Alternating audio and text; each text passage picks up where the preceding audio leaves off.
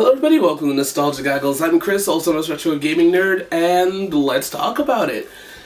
Metroid Samus Returns for the 3DS was a surprise, kind of. Look, it would have been a surprise if Nintendo didn't openly do a cease and desist on AM2R. This would have been a really big surprise. A lot of people, me and Olivia specifically, were speculating when we heard about that oh man, they wouldn't do a Metroid 2 remake, would they? They did. So is it worth playing? Well, let's find out. So the story of Samus Metroid Returns is the story of Metroid 2. Nothing new. It is Samus goes after Metroids because Federation asks them. There's a deeper thing to it in this version, but it's just really the same thing. If you want to know my opinions on it, watch AM2R, I guess. And even then, that's not good. It's just the same story. Samus after Metroids. With that being said, let's move on to the gameplay. So the gameplay of Samus Returns is the same idea and concept of you hunting Metroids, except this one has so many goddamn bells and whistles that it makes the game special. If it wasn't for this game, Dread wouldn't exist, right? This game walked so Dread can run, and the reason why I say that is because stuff like the melee counter is in this game, which technically used something similar to it is used in Metroid Other M, but it's not even close to the same. What this one allows you to do is it allows you to kind of reflect enemies and bosses even, and do a more devastating attack. It is the best thing to come from this game. Another thing about this game is that the aiming is also kind of fixed. You are allowed to aim a lot more freely within this game, and it kind of works. I don't know if my DS is thumbstick, and even the capture I use, I don't know if there's something up, but both of them seem to have dead zones, which I guess makes sense. Another thing about this game that is new is there are Aeon abilities which allow you to have a supercharged shot. You're able to slow down time. You are also able to see the map better. It gets rid of the hidden side of things to the map, so it makes it more easy to navigate. And you also have a shield. Each one of these take up a little bit of that little yellow bar you have, and I think that they're super nice to have, but there's something that I like. I don't know, I feel like they're really nice in this game. They're fun. I don't use the shield as much as I should, but you know, it's there. And the last thing that makes this game different is Samus is weak as hell in this game. I don't exactly know why she is the way she is in this game, but Samus isn't able to take certain hits. It feels like Samus is weaker, and I don't understand the narrative reason for it or even gameplay reason for it. Like, I feel like in Metroid Fusion, it makes sense. They mentioned that you're not at your full capacity, but in this game, there is nothing that tells you you're not at full capacity, and it's very weird that taking hits is so deep. I don't know if it's in the original, and even if it is, I don't notice it, but it feels so weird that Samus just can't take hits or tank hits like she does in other games. I feel like even Fusion is more forgiving when it comes to damage in this game, and that one shouldn't be. So, all in all, the rest of this game kind of stays similar to what Metroid 2 is, and I haven't gotten into Metroid 2, so I'm going to try to kind of explain it here. The rest of the game is just hunting Metroids, and this one feels great with all the new abilities you have, because it allows Metroid hunting to go by a lot faster with the counter and also the, you know, Aeon abilities, especially the shield. It helps out a lot. Another thing that this game also has is it has save spots, which are fine. It was in the original, and it's even in AM2R, and this one also, like the original, has specific places where you're able to recharge your specifically health. I don't know, and yeah, missiles in the original, yeah.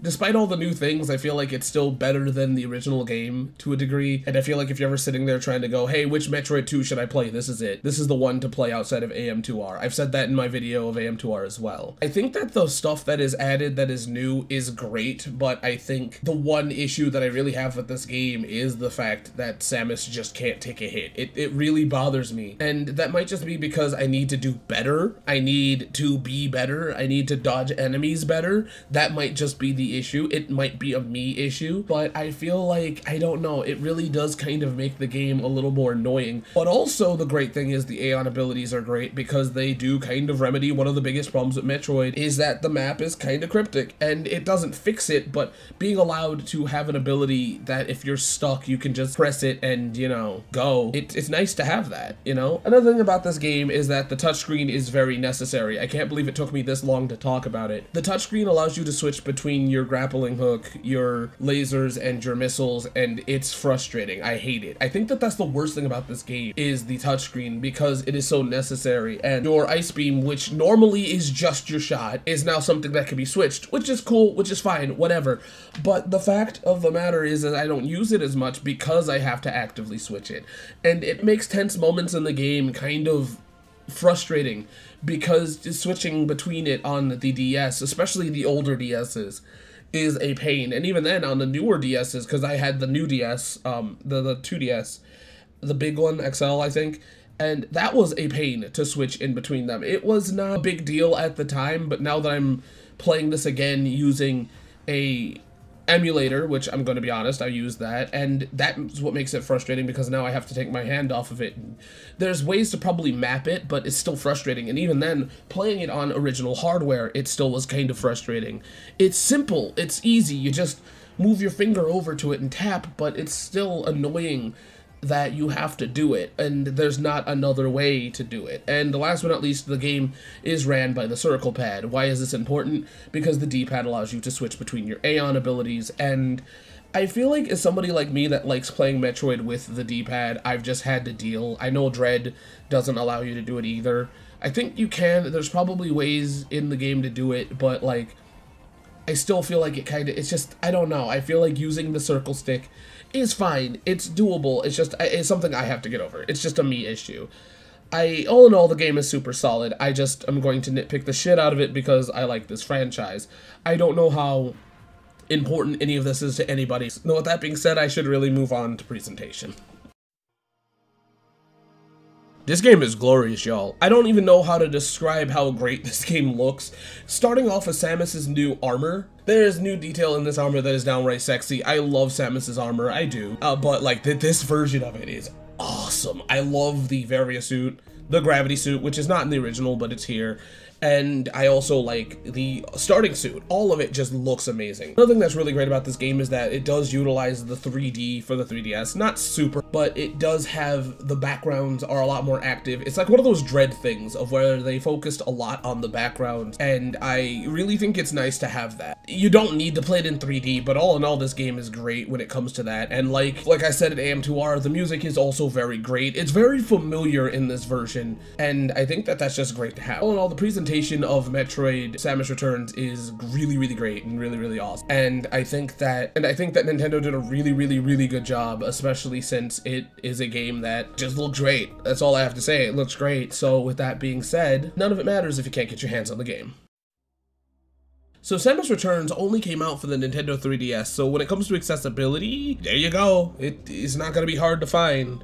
The thing about this game is it's not going to be super expensive to get it secondhand. You will pay about 30 to 40 bucks, but most of the time it's going to be $39. So that's how much you're gonna get the game for. Now, this game did come with Amiibo. Good luck getting those, but I feel like that's just the Amiibo market in general. It came with a very unique set of Amiibos though. It came with Samus and a Metroid. I believe the Metroid was squishy.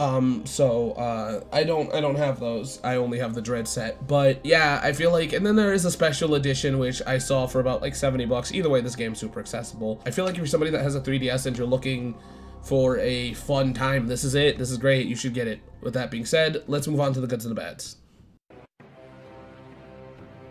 This game's great. That's really it. This game's great. I feel like when it gets right down to it, it's a super, super great game. Realistically, it's hard, in truth, to go backwards through Metroid games because of this and Dread, because of how well they use and utilize Samus's existence. They turned something that kind of existed in Other M and made it into a mechanic, which is the gun bash. That's great. I love that. It has a risk and reward to it, and that risk and reward is great because it teaches you like kind of how to not take a hit. It also, the risk is there because if you mess up you're gonna get hit, but I like it. The thing is, it's not easy to use because once you miss, it takes a couple seconds to recover, so the enemy's gonna hit you inevitably. Same thing with the boss, but once again, it makes bosses, and when I say bosses I mean Metroids, but it makes Metroids and enemies just more fun to deal with. Another thing that's great about this game is it's just a super solid remake. It defeats the purpose of playing the Game Boy game. I cannot recommend the Game Boy game when this exists. This is just super solid. And also, last but not least, they were thinking about newcomers with the Aeon abilities, and I think that that's great. Not all of them matter, mind you, but the one that does is the one that allows you to see the map. There has been so many times in Metroid where I've just soldiered through, but there's been times in Metroid where I'm either too early into the game where if I stop, I'm gonna get lost and I have to play Metroid for days. You know, I have to play it until I feel comfortable and will remember. This solves that problem. I know that that's not a really big deal. That might just be a me thing, but I know how easy it is to get lost in the Metroid franchise and how easy it is to get frustrated with some of the weird hidden passages. And so with this ability, it allows you to see these hidden passages, and if you're feeling stuck, it can give you answers, especially since in this game, you are hunting Metroids. This is the game where you are hunting Metroids. It is so easy to kind of get lost in that because there's specific spots you have to go to.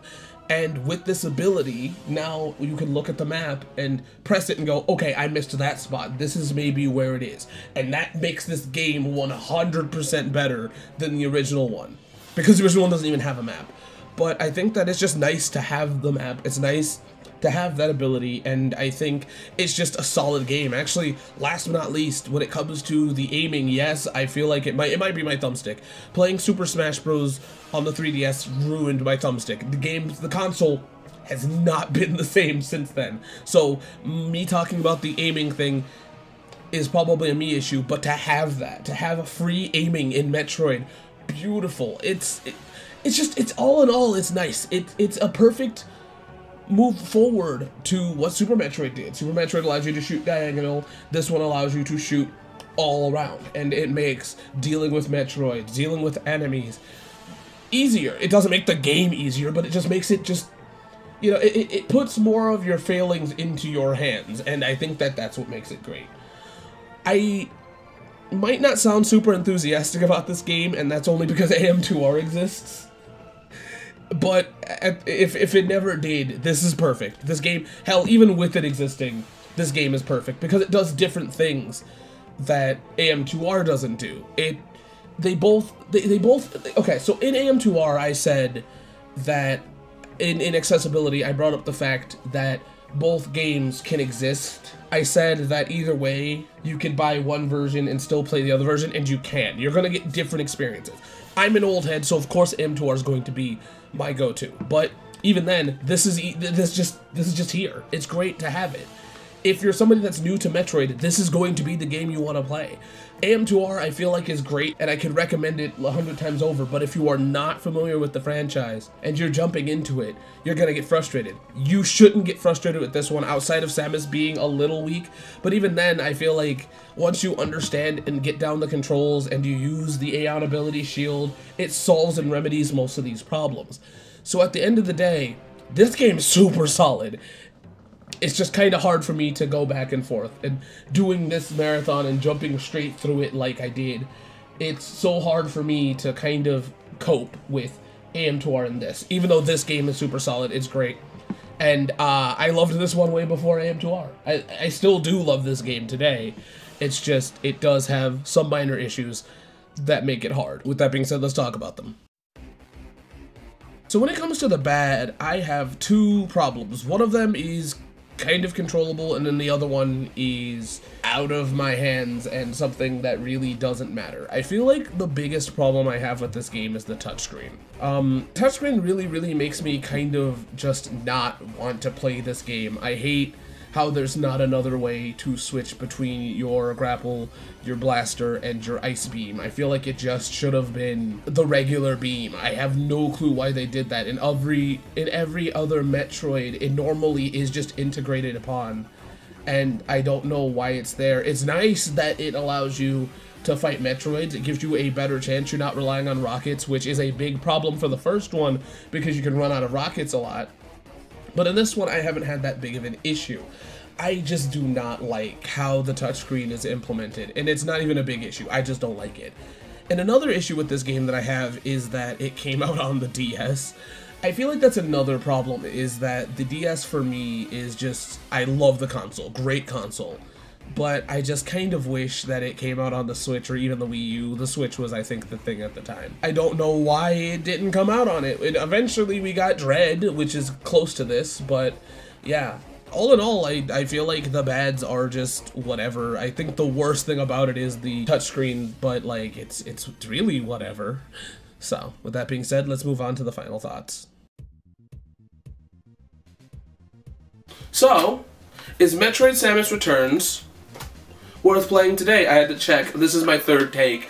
I have goofed so many times on the name Metroid Samus Returns.